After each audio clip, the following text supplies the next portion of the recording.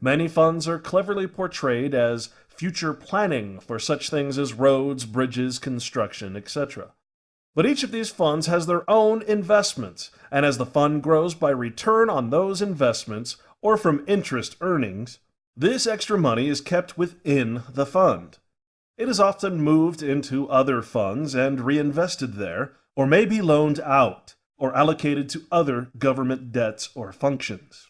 So a fund may be set up with the expectation to grow into $1 billion at the end of 20 years, assigned enough taxpayer money through taxation to eventually reach that goal. But at the end of that 20 years, or sooner, regardless of need or of the taxpayer's will, there is no contract requiring that fund to be used for its originally intended purpose, and it is often reabsorbed into the government or other funds and investments. Or, the principal balance of that fund will be used for the required road, bridge, or other project, but all of the profit from that investment fund goes elsewhere. There are multiple types of these funds for each incorporated state, district, county, city, local, and other types of governments. Sacramento County is, of course, invested in the California Public Employees Retirement System, or CalPERS. And the more government employees, the better for the fund, since each employee enrolled in this pension fund for state workers requires by law that their state employers contribute to the fund as well. Of course, that is taxpayer money that is being contributed on behalf of these state employees, since taxpayer money funds these government offices.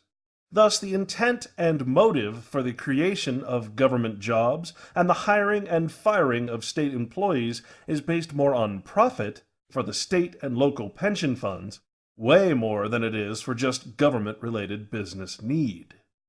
So let's take a look at the CalPERS CAFR. As we examine this financial report, we again get a look into the vast amounts of wealth that California holds in its pension funds.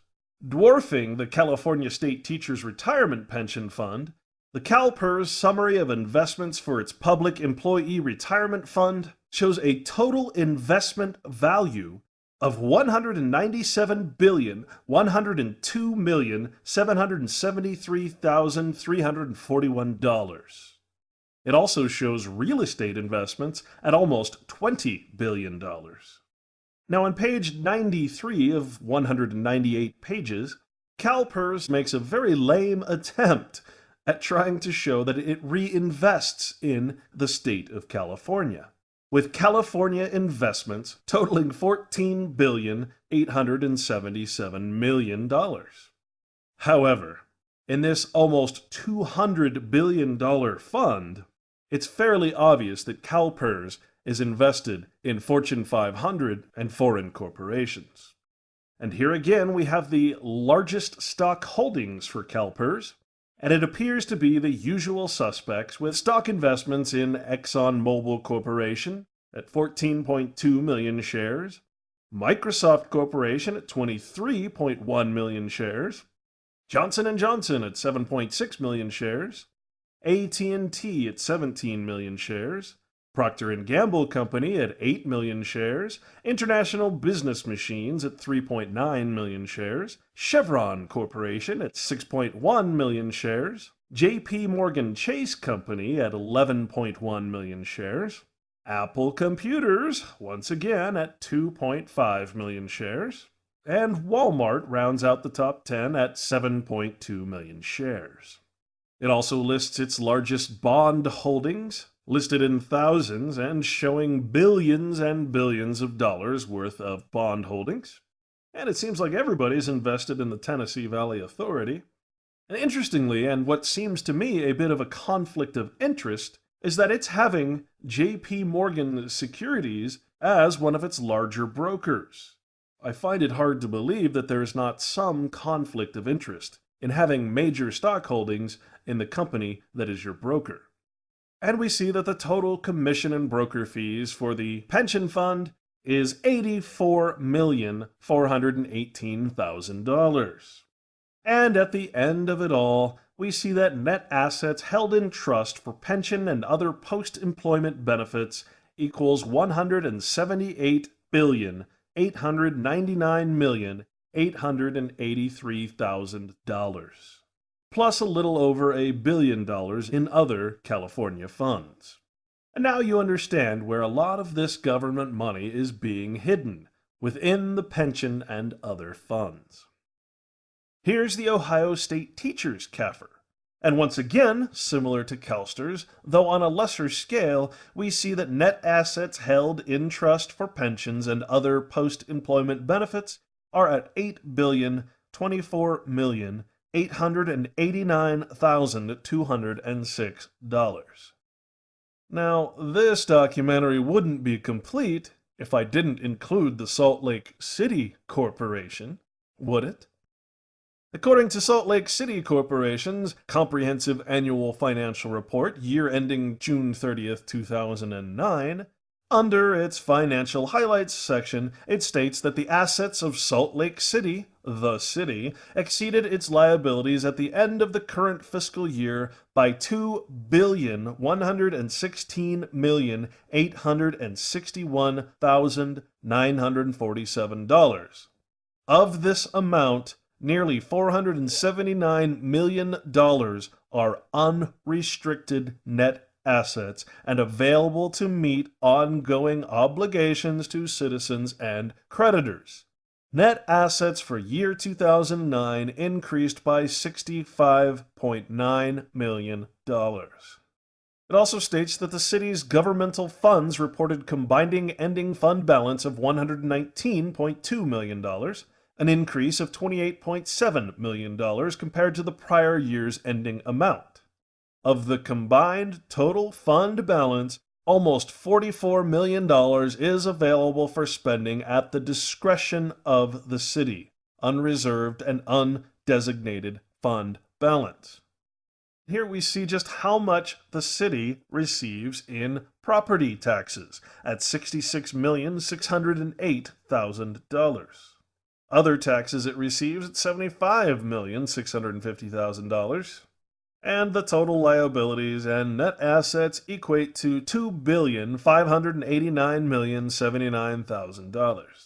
It even lists its component library unit at a value of $34,377,000. And finally we come to the revenue section. General property taxes at $66 million, interest it receives from investments at $2.3 million, and the personal thorn in my side, parking tickets at $3,969,193. Licenses, permits, fines and forfeitures, assessments, interest, intergovernmental, parking meters, charges for services, contributions, sales use and excise taxes, franchise taxes. These serve to benefit no one, and the total revenues collected from the people of the municipality or corporation of Salt Lake City equate to $191 million just in fines and fees. Again, we see corruption at its finest. And we see that the fund balance, which represents all of these fees and other usurious activities, is in the black at $24,258,000. Meanwhile, unemployment is on the rise, vacant housing and strip malls have become commonplace, and property and other taxes are continuously being raised. Now again, we just made the mistake of taking this statement of net assets as the total government assets, without taking into consideration the enterprise operations, operating investment funds, and pension funds listed towards the end of the report. Now in the Salt Lake CAFR, it states that the city participates in 3 cost-sharing multiple employer public retirement systems, PERS, PERS, and 1 multiple employer agent PERS. And it references the Public Safety Retirement System, and it goes into the actuarial rates and asset values. So let's take a look at Utah Retirement Systems, a component unit of the state of Utah. Their comprehensive annual financial report includes the non-contributory retirement system, contributory retirement system, public safety retirement system, firefighters retirement system, judges retirement system, governors and legislators retirement plan, 401k and 457 plans, Roth and traditional IRA plans, and health reimbursement arrangement, or HRA. It states that the fair value of assets as of January 1, 2009 was $15,886,000 and grew by almost $2 billion to a fair market value of $17,717,000 as of December 31, 2009. Also, it states the actuarial value of these assets, which are available for benefits, is at $20,818,000. Once again, we get into our corporate governance section, and the State Pension Fund has its list of largest assets held. ExxonMobil, Apple, JP Morgan Chase, Microsoft, Google, Hewlett-Packard, Cisco Systems, Pfizer, Wells Fargo, and AT&T. Once again, this represents ownership in all of these companies, and these are just the top 10. And once again, we see the conflict of interest by having JP Morgan Chase as a broker, and we see that the total of fees and commissions paid for this particular fund was $4,367,000.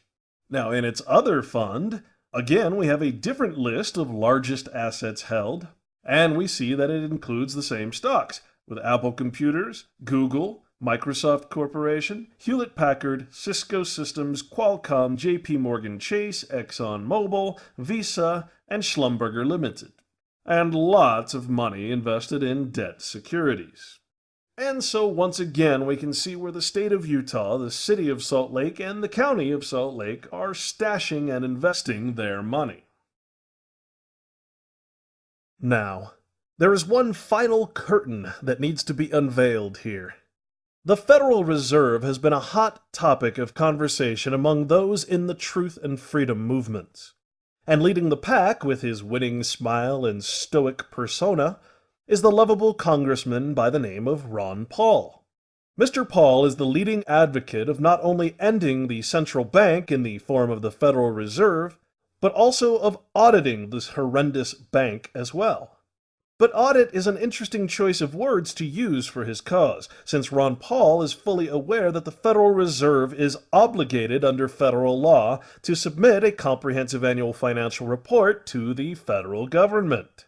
While I respect and admire Congressman Paul, sadly, as a congressman, he is equally complicit in the cover-up of these financial audits in the form of CAFRs. The Comprehensive Annual Financial Report is the audit of the Federal Reserve, and he knows this. But to his credit, he also knows that it is literally political suicide to talk openly about the CAFRs in any public forum, even in congressional session. He has a family, and he knows they would be in danger if he went too far on this subject. Does this make Mr. Paul a bad guy? Well, I'm not a judge. That is for the individual to decide. For on one side, he has his well-being and family to protect. He also, however, as all legislators do, has a multi-million-dollar discretionary tax-exempt expense account to protect.